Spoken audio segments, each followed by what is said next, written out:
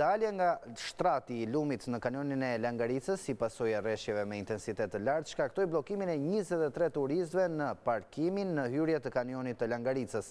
Ndërhyrja e forcave zjarfikse dhe policore në operacion bëri të mundur shpëtimin dhe nxjerrjen e turistëve dhe të mjeteve në parkun e përmbytur. Por si paraqitet situata në Gjirokastër, lidhemi tani me kolegen Brikena Metaj. Brikena, përshëndetje, ka patur problematika në Gjirokastër nga rreshjet e shiut? Përshëndetje. Edhe në Gjirokastër ka patur rreshje intensive që për gjatë ditës së dieshme, të cilat kanë vazhduar edhe për gjatë gjithë natës dhe vazhdojnë edhe sot, ndonse intensiteti duket se është disi më në rënje krahasuar me ditën e dieshme.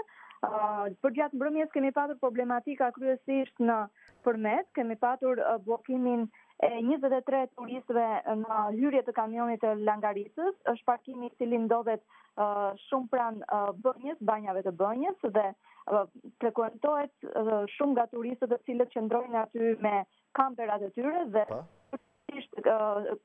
pra mbrëmjen e dieshme pikërisht 23 turistë të kombësive të ndryshme, francez, gjerman dhe polak, të cilët ishin akomoduar në këtë pikë, janë bllokuar si pasojë e daljes së lumit nga shtrati në hyrje të kamionit të Langaricës dhe është dashur ndërhyrja e forcave zjarfikse dhe policore të cilët kanë kryer operacionin e kërkim shpëtimit që ka zgjatur për 2 orë, rreth orës 23 të mbrëmjes së dieshme, ndërkohë që operacioni ka përfunduar rreth orës 2 pas mesnate. Nuk ka patur të lënduar, turistët janë evakuuar dhe janë transportuar në mjetet e bashkisë dhe të policisë për të strehuar në hotelet e qytetit.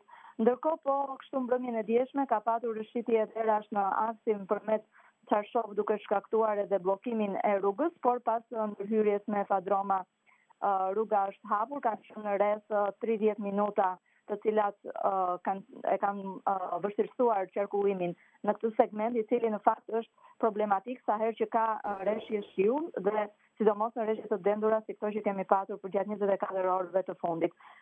Punonjësit e të gjitha bashkive të qarkut të Gjirokastrës ndodhen në terren për ndërhyrje në pikat problematike.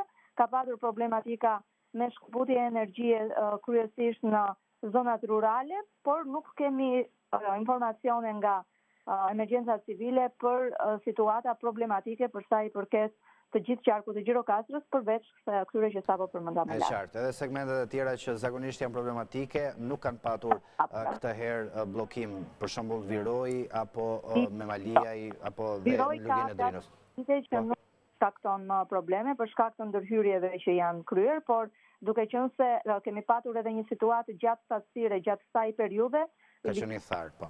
Totalisht i tharë dhe ndoshta këto rreshje kanë ndikuar për ta mbushur liçenin, po jo për ta përmbytur. Mirë, Brikena, faleminderit për gjithë informacionet që mbave me ne. Faleminderit juve. Do të vijmë tani me informacion